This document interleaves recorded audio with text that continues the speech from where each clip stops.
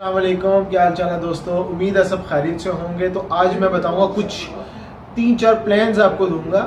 देखें, अगर तो आप फ्रेश हो, अभी तक आपने कोई कंट्रीज ट्रैवल नहीं किए हुए और आगे आप शेंजन या कनाडा वाली साइड पे अच्छे स्ट्रॉन्ग कंट्री में जाना चाह रहे हो, तो भाई सिंपल सी बात है, वीज़ा नहीं लगेगा। वो इसलिए कि आप अगर कहीं का ट्रैवल हिस्ट्री नहीं बनाई हुई और डायरेक्ट कनाडा को जा रहे हो, ऑस्ट्रेलिया जा रहे हो या फिर न्यूजीलैंड का जा रहे हो स्ट्रॉन्ग कंट्री में, जर्मनी में, तो वो आपको रिफ्यूज़ कर देंगे।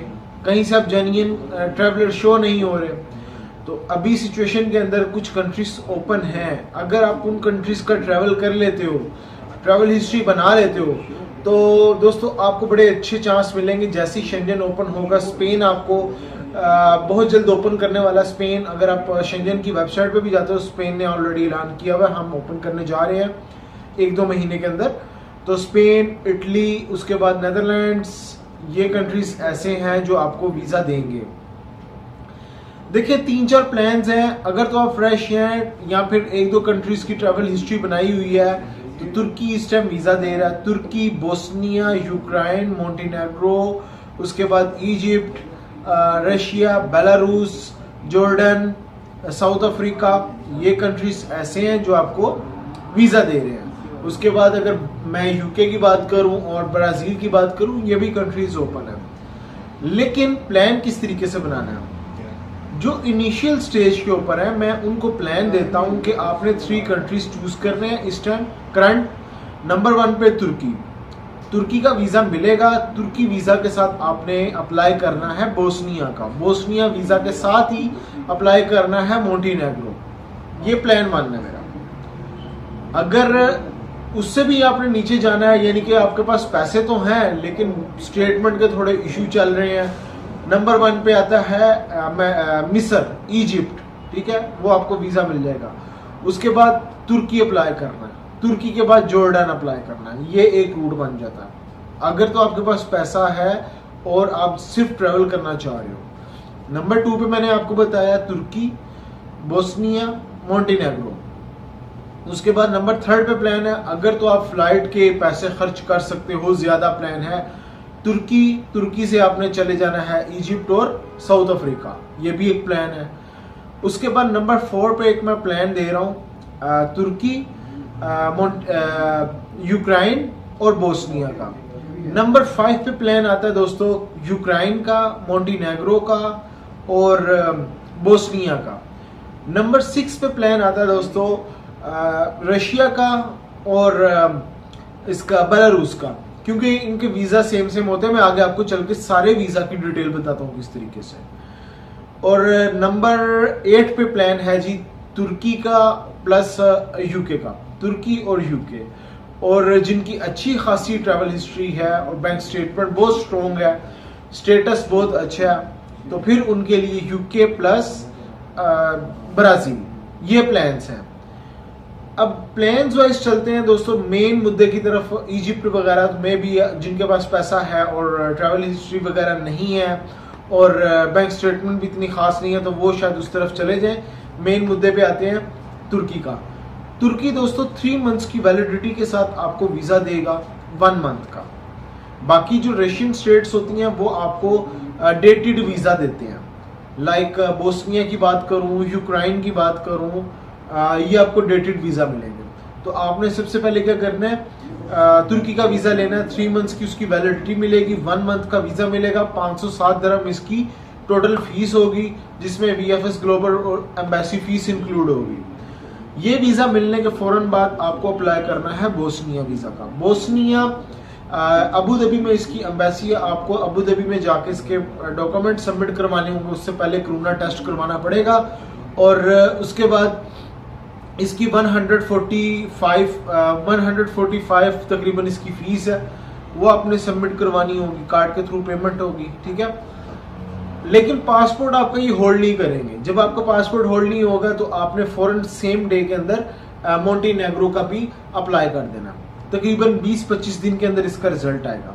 मोंटेनेग्रो और बोस्निया जब सेम रिजल्ट मिलेंगे, तुर्की का आपका वीज़ा लगा होगा, प्लान ए आ गया आपका, आपने फ्लाइट पकड़नी है दुबई और सीधा इस्तांबुल पहुंचना है। इस्तांबुल से आप सरायवो की फ्लाइट पकड़ो या फिर वहां से बाय रोड मोंटेनेग्रो वगैरह जा सकते हो, ठीक है। ये नंबर 1 पे है।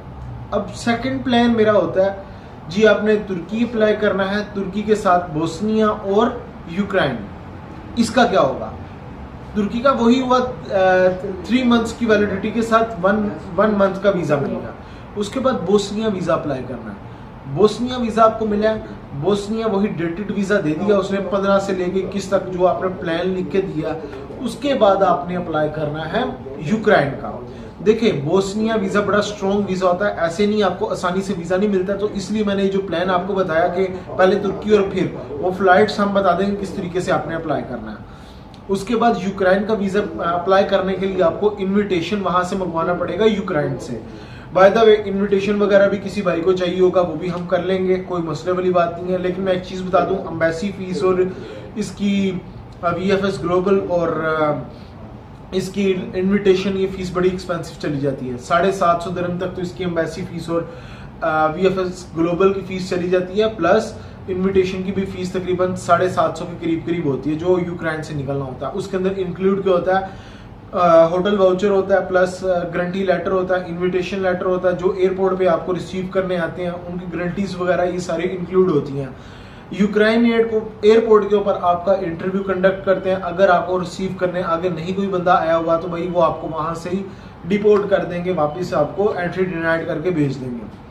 तो ये चीज होती है। अगर तो आपके पास पैसा है तो आप इस प्लान 2 पे चल सकते हो, ठीक है। प्लान 3 क्या जी? तुर्की ऑलरेडी आपने ट्रैवल किया हुआ है, 1-2 कंट्रीज ट्रैवल किए हुए हैं, आप तुर्की नहीं जाना चाह रहे हो, और फिर आपके पास आता है बोस्निया, मोंटेनेग्रो और यूक्रेन। देखिए, सबसे पहले हम अप्लाई करेंगे आपका वीजा बोस्निया का। बोस्निया वीजा वही तरीकाकार, डेटेड वीजा, सेम डे में ही हमने डाल देना है। उसका मोंटेनेग्रो का, दोनों के रिजल्ट ऑलमोस्ट सेम आएंगे क्योंकि ये वीजा पासपोर्ट होल्ड नहीं करते हैं। उसके बाद जैसे ये आएगा रिजल्ट तो हमने साथ ही अप्लाई करना है इसका यूक्रेन का। यूक्रेन आपका पासपोर्ट चला जाएगा जो भी है, वो भी डेटेड वीजा होगा। 15 से 21 तक का डाला हुआ, हमने 21 से 27 तक का ये यूक्रेन का डाल देंगे, ये हो जाएगा। नंबर 4 पे हो गया। नंबर 5 में मैंने आपको बताया जी, आप रशिया और बेलारूस को कवर कर सकते हो। रशिया बेलारूस के वीजे थोड़े से एक्सपेंसिव होते हैं, विदाउट बैंक स्टेटमेंट भी आपका काम चल जाएगा। अगर तो आपके वीजा स्टेटस अच्छा है, सेल्स एग्जीक्यूटिव या फिर आर्चीव क्लर्क या कोई भी अच्छा प्रोफेशन है आपका बैंक स्टेटमेंट नहीं चाहिए। वीजे इसके एक्सपेंसिव होते हैं, तकरीबन 1800 दिरहम तक 2000 दिरहम एक वीजा की फीस अपने माइंड में रखें, क्योंकि इनविटेशन और एम्बेसी फीस ज्यादा होती है, ठीक है। और इसका तकरीबन 25-25 दिन एक एम्बेसी के अंदर लग रहे हैं। अगर एक वीजा ले लिया तो दूसरा वीजा लेने की जरूरत नहीं, आप वैसे ही जा सकते हो। अच्छा, अब नंबर 6 के ऊपर मैंने आपको प्लान बताया हुआ है, एक तुर्की प्लस यूके का। अगर तो आपकी स्टेटमेंट्स बिल्कुल ठीक चल रही हैं और उसमें कोई बाहर से ट्रांजैक्शंस नहीं की हुई हैं, आपने तुर्की का वीज़ा लेना, फिर आपने यूके का वीज़ा अप्लाई करना है। उसके बाद दोस्तों एक प्लान मैंने आपको बताया हुआ है तुर्की, इजिप्ट और साउथ अफ्रीका का। अगर आप पैसे खर्च कर सकते हो, पैसे आपके पास हैं, फ्लाइट्स क्योंकि इनकी एक्सपेंसिव पड़ेगी, तो आपने सबसे पहले तुर्की का वीज़ा अप्लाई करना है। तुर्की वीज़ा लेने के बाद जी आपका मिस्र का करेंगे, और मिस्र वीज़ा के बाद आपका इसका साउथ अफ्रीका का वीज़ा अप्लाई होगा। और इनमें तकरीबन ड्यूरेशन लगेगा, तकरीबन 14 दिन आपके लग जाने हैं। 7 से 14 दिन आपके तुर्की वीज़ा के लगेंगे, 7 to 10 डेज आपके साउथ अफ्रीका का वीज़ा लगेंगे, और 3 to 5 डेज आपके इजिप्ट वीज़ा के लगेंगे। रही बात इनकी एम्बेसी फीस की, तो यही 500 दिरहम है। 507 दिरहम इसकी तुर्की के लिए लगते हैं, साउथ अफ्रीका के लिए भी तकरीबन 550 दिरहम, और इजिप्ट के लिए भी तकरीबन 150 दिरहम होती है, 150 दिरहम है। बस ये चीज़ है, ये प्लानिंग्स है पूरी। और जो भाई मुझसे मिलना चाहते हैं, अपना केस डिस्कस करना चाहते हैं, फाइल प्रिपेयर करवाना चाह रहे हैं, ये उस्मान भाई का नंबर अभी फिल वक्त मैंने दिया हुआ है। व्हाट्सएप आपने करना है, बताना है उनको, आप मेरे ऑफिस आ सकते हो। ऑफिस का एड्रेस मैंने डिस्क्रिप्शन में दिया हुआ है, आप मिल भी सकते हो, अपना केस भी डिस्कस कर सकते हो। और रही बात जो एक मैंने प्लान दिया था, जिनकी अच्छी खासी ट्रैवल हिस्ट्री है, उनके लिए मैंने ब्राज़ील का प्लान बनाया था, जिनके पास अच्छी खासी travel history plus bank statement अच्छी है, तो उनके लिए यूके प्लस ब्राज़ील की ऑप्शन निकाली हुई है, वो ये वीज़ा अप्लाई कर सकते हैं। तो दोस्तों नेक्स्ट वीडियो में मिलेंगे नए टॉपिक पे। ख्याल रखिए अपना, टेक केयर, अल्लाह हाफिज़।